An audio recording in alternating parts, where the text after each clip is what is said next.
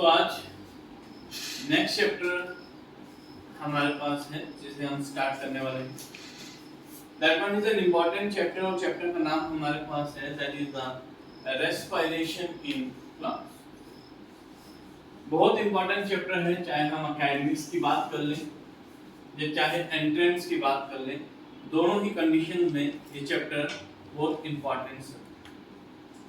तो स्टार्ट करते हैं with the term respiration. Respiration means breakdown of complex substance.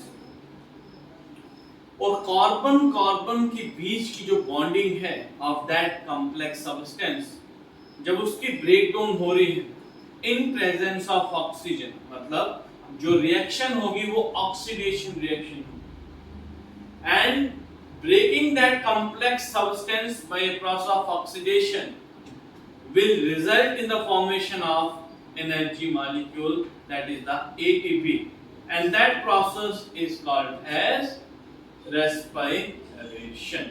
उस process को क्या कहेंगे हम लोग? respiration. That means अगर definition लिखी जाए तो हम कह सकते हैं that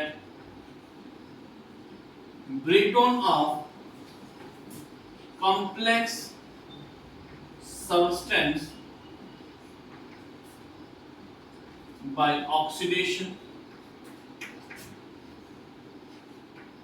और उस कॉम्प्लेक्स सब्सटेंस की अगर ब्रेकडाउन होगी तो उस कॉम्प्लेक्स सब्सटेंस में जो कार्बन कार्बन के बीच में बॉन्ड है, इस बॉन्ड की क्या होगी? ब्रेकिंग। एंड कंप्लीट ऑक्सीडेशन होने की वजह से रिजल्ट हमारे पास क्या होगा? It will results in the formation of energy molecule. तो एनर्जी हम लोगों को चाहिए by the breaking of complex substance. ये complex substance प्लांट तैयार करके हमें दे रहा है, जिसे हम क्या कहते थे? ग्लूकोज। इस पूरे प्रोसेस को जिसमें energy molecule it is in the form of ATP. ATP की फुल फॉर्म होती है एडिनोसाइन ट्राइफॉस्फेट। तो एटीपी की फॉर्म में हमें क्या मिलेगी? एनर्जी मिलेगी, and that complete process is called as respiration. जो प्लांट्स जैसे साइनोबैक्टीरिया, ब्लू ग्रीन एल्गी है, कुछ बैक्टीरिया हमारे पास हैं, या मोस्टली जो ग्रीन प्लांट्स हैं वो क्या करते हैं? वो फोटोसिंथेसिस करते हैं। उनमें रेस्पिरेशन नहीं होगी, उनमें क्या होगा? फोटोसिंथेसिस होगा। लेकिन जितने भी बाकी ऑर्गेनिज्म हैं जो एनर्जी को ऑब्टेन करना चाहते हैं, जिनमें एनर्जी चाहिए for growth, metabolism, reproduction, development, body के रिपेयर के लिए, तो एनर्जी उसको कहां से मिलेगी? By a process that is called as respiration. और आप लोग ये भी चीज जानते हो कि जितने भी लिविंग ऑर्गेनिजम्स हैं they are made up of cells, और जो रेस्पिरेशन या जो ब्रेकडाउन होगी that will be take place inside the cell. तो सेल के अंदर जो रेस्पिरेशन हो रही है, जो फूड की ब्रेकडाउन हो रही है, उस प्रोसेस को कहा जाता है सेलुलर रेस्पिरेशन। एक टर्म याद रख लेना, सेलुलर रेस्पिरेशन। जब रेस्पिरेशन होगी within the cell, respiration that is going to take place within the cell is called as cellular respiration. और जो सबस्ट्रेट जिसकी ब्रेकडाउन हमारे पास होगी और एनर्जी वहां से ब्रेकडाउन करने के बाद हमें मिलेगी, उस सबस्ट्रेट को हम रेस्पिरेटरी सबस्ट्रेट कहते हैं। रेस्पिरेटरी सबस्ट्रेट कहेंगे। सबस्ट्रेट वो हमारे पास ऑब्जेक्ट होगा या वो मॉलिक्यूल हमारे पास होगा जो ब्रेक डाउन हो रहा हो, और सबस्ट्रेट यहां पे क्या आएगा? दैट विल बी ग्लूकोज, क्योंकि उसी की क्या होगी? ब्रेक डाउन हमारे पास।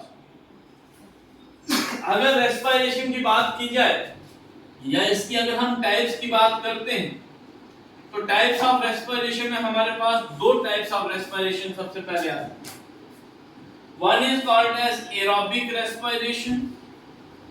Aerobic respiration, जिसे आप बचपन से पढ़ते आ रहे हो टाइप्स को, and second one will be called as anaerobic respiration. So these are the different two types of the respiration. One is aerobic, another one is anaerobic. इसमें बेसिक डिफरेंस हमारे पास ये रहता है कि एरोबिक रेस्पिरेशन जो होगी it will take place in presence of oxygen, and anaerobic respiration जो होगी बेटा it will take place in absence of oxygen. Second important difference यहाँ पे एरोबिक रेस्पिरेशन में आएगा that complete breakdown of food यहाँ पे होगी. breakdown of food, aerobic respiration में फूड जो होगा वो कंप्लीटली ब्रेकडाउन होगा, और एनारोबिक रेस्पिरेशन में इनकम्प्लीट ब्रेकडाउन ऑफ फूड हमारे पास रहता है. इनकम्प्लीट ब्रेकडाउन ऑफ फूड हमारे पास. यहां तक क्लियर? देन अगर हम बात करें एनर्जी जो प्रोड्यूस होगी रेस्पिरेशन के एंड प्रोडक्ट के तौर पे, तो वो रेस्पिरेशन के एंड प्रोडक्ट जो एरोबिक रेस्पिरेशन होगा उसमें जो एनर्जी हमें मिलेगी that will be the large amount of energy. अगर नंबर ऑफ एटीपीज की बात करें तो we have the number that is 36 ATP is produced. And अगर एनारोबिक रेस्पिरेशन की बात करें तो स्मॉल अमाउंट ऑफ एनर्जी यहां पे हमें देखने को मिलती है. That small amount of energy जो यहां पे बनती है that is only 2 ATP is produce. सिर्फ कितने एटीपी बनेंगे? 2 एटीपी हमारे पास. तो रेस्पिरेशन दो तरह की रहती है. One is aerobic respiration, another one will be the anaerobic respiration, जिसके बीच का डिफरेंस जो है आपको बता. नाउ अब हम चैप्टर के मेन पार्ट पे चलते हैं that is respiration in plants के अंदर कि हमने किन किन चीजों को डिस्कस. तो सबसे पहले इस चैप्टर में हम पढ़ेंगे कि ग्लूकोज की ब्रेकडाउन कैसे होती है. तो सबसे पहले हमारे पास क्या आएगा, जो ग्लूकोज है it is a 6 carbon molecule. Glucose के नीचे मैंने क्या लिखा है? 6 कार्बन मॉलिक्यूल. सबसे पहले ये ग्लूकोज जो है इसकी ब्रेकडाउन होगी और हमारे पास 2 मॉलिक्यूल्स ऑफ पायरुविक एसिड हमें मिलेंगे. कितने मॉलिक्यूल्स मिलेंगे? 2 मॉलिक्यूल्स ऑफ पायरुविक एसिड. ये जो पहला इनिशियल स्टेप है रेस्पिरेशन का, जिसमें ग्लूकोज 6 कार्बन मॉलिक्यूल जो है वो 2 मॉलिक्यूल्स ऑफ पायरुविक एसिड में ब्रेकडाउन हो रहा है. इस प्रोसेस को सिंपली हम क्या कहते हैं? ग्लाइकोलाइसिस कहते हैं. इस प्रोसेस को क्या कहा जाएगा? ग्लाइकोलाइसिस. ग्रीक वर्ड में ग्लाइकोन का मतलब क्या होगा? ग्लूकोज, एंड लाइसिस का मतलब होता है स्प्लिटिंग, ब्रेकडाउन. तो ग्लूकोज की ब्रेकडाउन हो रही है और 2 मॉलिक्यूल्स ऑफ पायरुविक एसिड बनता है. इनिशियली पहला स्टेप जो रेस्पिरेशन का आता है वो यही वाला है. कोई अगर आपसे पूछेगा तो आपने यही कहना है कि इनिशियल स्टेप हमारे पास रेस्पिरेशन का यही आता है, जिसे हम क्या कहते हैं? ग्लाइकोलाइसिस. अब कोई अगर आपसे ये पूछे कि ग्लाइकोलाइसिस तो है इनिशियल स्टेप, लेकिन वो कहां पे रहा है, तो आपने कहना है it will take place in the cytoplasm. Cell का जो साइटोप्लाज्म है वहां पे हमारे पास ये ग्लाइकोलाइसिस जो होगा वो. अब रेस्पिरेशन का तो हिस्सा है, लेकिन अब कोई आपसे पूछे कि बताइए भाई एरोबिक रेस्पिरेशन का पार्ट है या एनारोबिक रेस्पिरेशन का पार्ट है, तो आपका आंसर होना चाहिए कि ग्लाइकोलाइसिस जो है that is anaerobic type of respiration.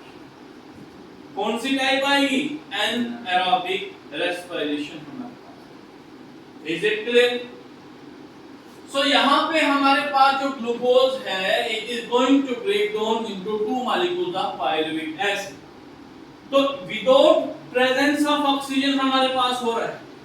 अगर विदाउट प्रेजेंस ऑफ ऑक्सीजन हमारे पास ये स्टेप हो रहा है दैट मींस ये step, this type of breakdown glycolysis जिसे हम कह रहे हैं, ये एरोबिक रेस्पिरेशन करने वाले ऑर्गेनिजम्स और एनारोबिक टाइप ऑफ रेस्पिरेशन करने वाले ऑर्गेनिज्म दोनों में हो रहा। तो कह सकते हैं कि ग्लाइकोलाइसिस जो है, ग्लाइकोलाइसिस जो है, it is a common step for anaerobic as well as aerobic respiration।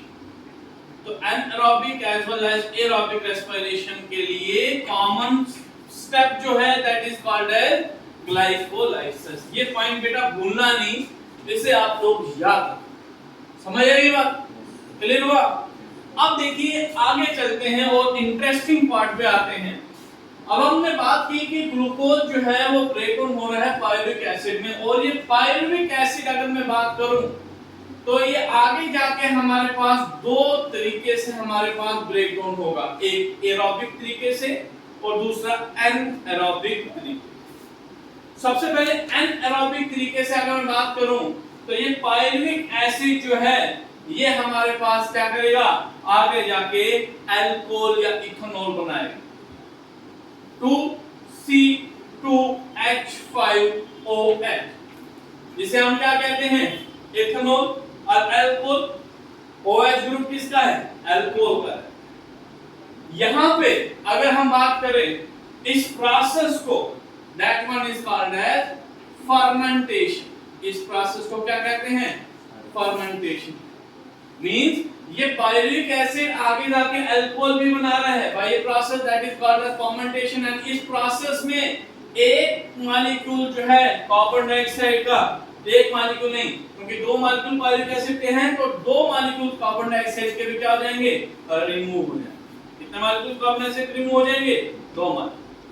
And अगर हम अपने मसल सेल की बात करें, मसल्स के सेल की बात करें तो हमारे मसल सेल के अंदर भी क्या हो रहा होगा, हमारे मसल सेल के अंदर ये पायरुविक एसिड एंटर करके क्या बनाएगा, it is going to form the lactic acid.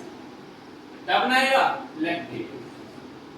तो this is a part of anaerobic respiration, जिसमें पायरुविक एसिड कॉमन तो बन गया चाहे एरोबिक या एनारोबिक में, लेकिन एनारोबिक में वो या तो फर्मेंटेशन करेगा या तो वो लैक्टिक एसिड की फॉर्मेशन हमारे पास, और दोनों ही कंडीशन में इनकम्प्लीट ऑक्सीडेशन होगी और नंबर ऑफ एटीपी मॉलिक्यूल जो बनेंगे that will B 2 ATP molecule. कितने एटीपी मॉलिक्यूल बनेंगे, 2 एटीपी मॉलिक्यूल। यहां तक क्लियर हुआ, यहां तक क्लियर हुआ।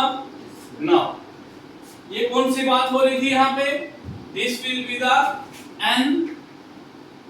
एनारोबिक रेस्पिरेशन के स्टेप्स की बात हो रही है। These steps are for anaerobic respiration। अगर हम एरोबिक रेस्पिरेशन की बात करें तो एरोबिक रेस्पिरेशन में किस तरह से ग्लूकोज की कंप्लीट ब्रेकडाउन होगी। तो सबसे पहला जो इनिशियल स्टेप होगा रेस्पिरेशन का वो क्या रहेगा, सेम रहेगा। उस स्टेप को क्या कहते हैं हम लोग, ग्लाइकोलाइसिस। पहले स्टेप में क्या आएगा, ग्लाइकोलाइसिस, जिसमें ग्लूकोज की ब्रेकडाउन हो रही। तो यहां भी इनिशियल स्टेप क्या है, ग्लाइकोलाइसिस ही तो है। क्या है, ग्लाइकोलाइसिस ही तो है। लेकिन जो एरोबिक रेस्पिरेशन में ग्लाइकोलाइसिस में पायरुविक एसिड बनेगा, वो एरोबिक रेस्पिरेशन में पायरुविक एसिड एंटर करेगा एक साइकिल के थ्रू, जिसकी साइकिल को हम कहते हैं क्रेब्स साइकिल। क्या कहेंगे इसे हम, क्रेब्स साइकिल या सिट्रिक एसिड साइकिल भी कहते हैं। नेक्स्ट जो स्टेप हमारे पास आएगा, उस स्टेप में हमारे पास इलेक्ट्रॉन ट्रांसपोर्ट चेन, उस स्टेप को कहा जाए।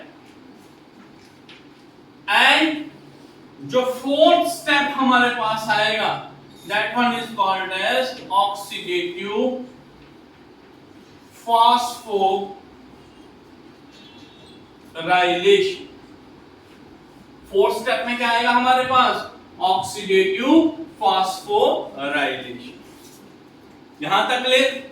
तो एरोबिक रेस्पिरेशन में टोटल नंबर ऑफ स्टेप्स जो हैं, ग्लाइकोलाइसिस तो कॉमन है, उसके बाद Krebs cycle, electron transport chain and oxidative phosphorylation के थ्रू कंप्लीट ऑक्सीडेशन हमारे पास होगी फूड की।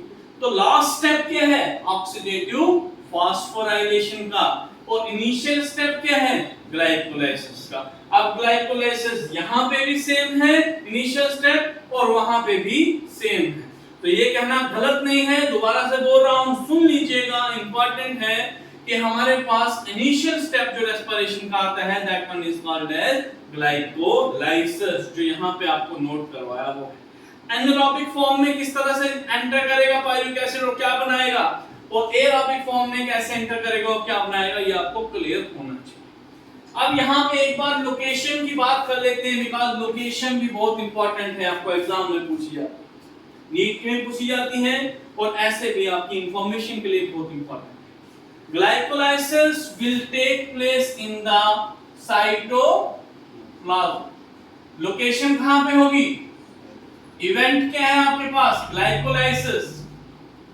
और प्रोसेस क्या हो रहा है? ग्लाइकोलाइसिस। लोकेशन क्या है उसकी बेटा? It will take place in the cytoplasm. Krebs cycle कहाँ होगा? It will take place in the mitochondria. कहाँ पे हो रहा होगा? It will take place in the mitochondria. And electron transport chain कहाँ पे होगी? It will take place in the inner membrane of mitochondria. Mitochondria के अंदर ही हो रही है, but it will take place in the inner membrane of mitochondria. Now oxidative phosphorylation कहां होगी? It will take place in F0 F1 particles में होगी। और वो F0 F1 पार्टिकल्स कहां प्रेजेंट होंगे? They are present in the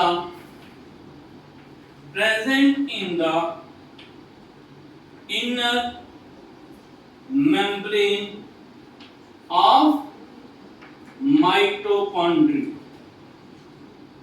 तो तब जाके कंप्लीट ऑक्सीडेशन ग्लूकोज की हमारे पास होगी। कहां पे कंप्लीट होती है? Oxidative phosphorylation. और कंप्लीट होने के बाद हमारे पास जो नेट एटीपी यहां पे बनता है, that will B 36 ATP in total. We are obtaining 36 ATP in case of aerobic respiration, और anaerobic respiration के केस में हमें कितने ATP मिल रहे हैं net? We are gaining 2 ATP molecules in total. समझ लगी बात? तो ये बेसिकली एक इंट्रोडक्टरी पार्ट है इस चैप्टर का कि रेस्पिरेशन इन प्लांट्स के अंदर हम किन किन चीजों के बारे में पढ़ेंगे। एनारोबिक रेस्पिरेशन का पार्ट तो बहुत छोटा सा पार्ट है, लेकिन एरोबिक रेस्पिरेशन में ग्लाइकोलाइसिस एक अलग से प्रोसेस है जिसे नेक्स्ट लेक्चर में हमने करना है। उसके बाद जो नेक्स्ट स्टेप है एरोबिक रेस्पिरेशन का, that will be the Krebs cycle. उसके बाद जो नेक्स्ट स्टेप आएगा, that will be called as electron transport chain. And then जो लास्ट स्टेप हमारे पास आता है, दैट इज ऑक्सीडेटिव फॉस्फोराइलेशन। आपकी एनसीईआरटी भी इसी तरह से इन छोटे छोटे टॉपिक्स में डिवाइडेड है, और ये सारी चीजें मिला के आपका चैप्टर बनता है, that one is called as respiration in plants. Chapter की समरी पता चली, रेस्पिरेशन इन प्लांट्स पता चला क्या होता है, इंट्रोडक्शन पता चली, इनिशियल स्टेप क्या होता है रेस्पिरेशन का, दैट इज ग्लाइकोलाइसिस। क्या होता है बोलिए? ग्लाइकोलाइसिस। ग्लाइकोलाइसिस में किसकी ब्रेकडाउन होती है? ग्लूकोज की। और क्या बनता है हमारे पास? 2 molecules of pyruvic acid. Very good. और वो पायरुविक एसिड जो है, फिर चाहे एरोबिक टाइप ऑफ रेस्पिरेशन में एंटर करे या एनारोबिक टाइप ऑफ रेस्पिरेशन में एंटर करे, दोनों का मोड डिफरेंट है, और नंबर ऑफ एटीपी जो बनते हैं वो दोनों में क्या बनते हैं? डिफरेंट बनते हैं।